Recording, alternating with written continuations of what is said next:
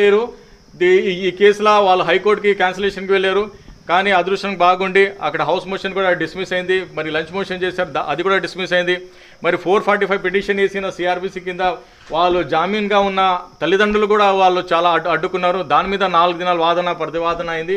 ఒక జామీన్ మీదనే వాదన ప్రతివాదన అయిందంటే వాళ్ళు ఎంత ఈ కేసులో ఒత్తిడి తీసుకువచ్చారో మీరు అనుకోండి. దీన్ని కూడా కోడికత్తి 2 చేయాలని వాళ్ళు ప్లాన్ చేశారు. కానీ అదృష్టం బాగుండి ఈ కోడికత్తి కేసు లాగా కాకుండా ఈ గుల్కరాయ్ కేసులా సతీష్ అనే అబ్బాయి ఈరోజు నెల్లూరు జైలు నుంచి విడుదల అవుతున్నారు. చాలా సంతోషంగా ఉంది.